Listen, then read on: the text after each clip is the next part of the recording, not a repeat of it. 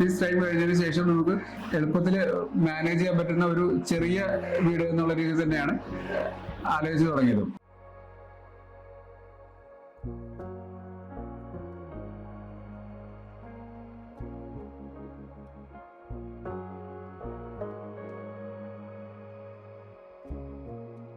Hi, ഞാൻ ആത്രിക് ശാലിനി. ഞാൻ രമേഷ് കൃഷ്ണൻ. ഇത് ഞങ്ങളുടെ മകൻ നിഹൽ തേജസ്.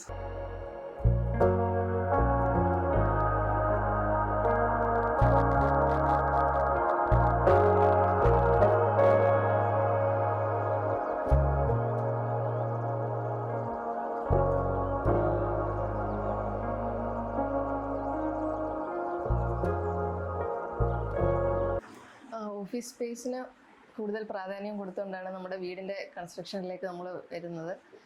കാരണം നമ്മൾ പകൽ സമയത്ത് കൂടുതലും വർക്കിംഗ് ടൈമാണ് കൂടുതൽ. അപ്പോൾ അതിന് ശേഷം ഉള്ള ടൈമിൽ നമുക്ക് മാനേജ് ചെയ്യുന്ന രീതിയിലാണ് വീടിൻ്റെ കൺസ്ട്രക്ഷൻ ഉള്ളത്.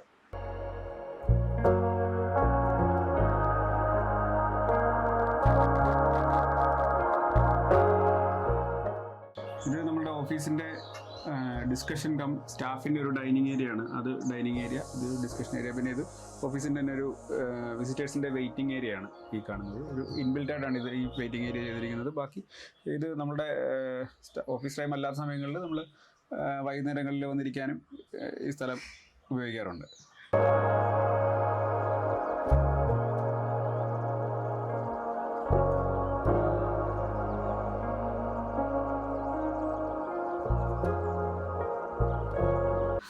ഇതിൽ നമ്മൾ ഈ ഓഫീസിൻ്റെ സ്പേസിൽ എല്ലാ റൂമുകളിലെയും സൗത്ത് സൈഡിലെ ഭിത്തികളിലെല്ലാം നമ്മൾ മാക്സിമം ജാളിയാണ് ചെയ്തിരിക്കുന്നത്. ജാളി നമ്മൾ ഈ പുറത്തെ ബ്രിക്സിൻ്റെ തന്നെ ഹാഫ് ബ്രിക്ക് ജാളി അത് തിരിച്ച് ഇട്ടിട്ടാണ് ഇത് കെട്ടിയിരിക്കുന്നത്.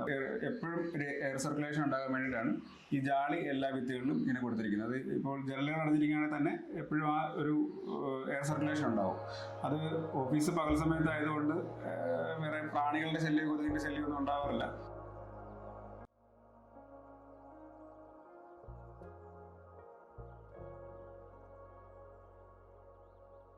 വളരെ കോമ്പാക്റ്റ് ആയിട്ട് രണ്ട് ചെറിയ ബെഡ്റൂമുകളും പിന്നെ ഒരു ചെറിയ ഡൈനിങ് കം ലിവിങ് സ്പേസ്, പിന്നെ ഒരു വെളിയിലുള്ളൊരു ലിവിങ് ഏരിയ, ഒരു സിറ്റ് ഔട്ട് പോലെയുള്ളൊരു സ്ഥലം, ഇതെല്ലാം ചേർത്ത് വളരെ മിനിമലായിട്ട് ഉള്ള രീതിയിലാണ് നമ്മളിത് പ്ലാൻ ചെയ്തത്. അതുപോലെ തന്നെ കിച്ചണും അതുപോലെ തന്നെ ഒരു ഓപ്പൺ കോൺസെപ്റ്റിലാണ് നമ്മൾ ഇത് ചെയ്തിരിക്കുന്നത്.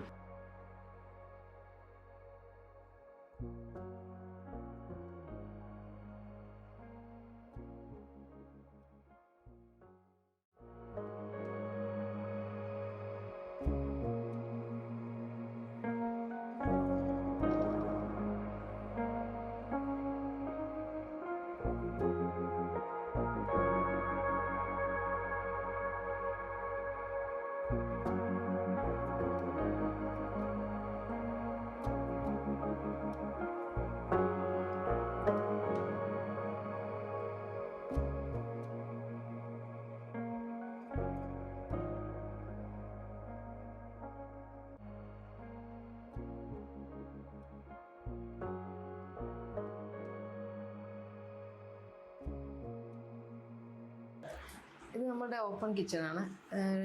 ഡൈനിങ്ങും കിച്ചണും ചേർന്ന് വരുന്ന രീതിയിൽ തന്നെയാണ് നമ്മൾ ഡിസൈൻ ചെയ്തിരിക്കുന്നത്. പിന്നെ ഈ മുകളിലേക്കുള്ള സ്റ്റെയറും ഈ കിച്ചണിൻ്റെ ഒരു വശത്തുകൂടിയാണ് സെറ്റ് ചെയ്തിരിക്കുന്നത്.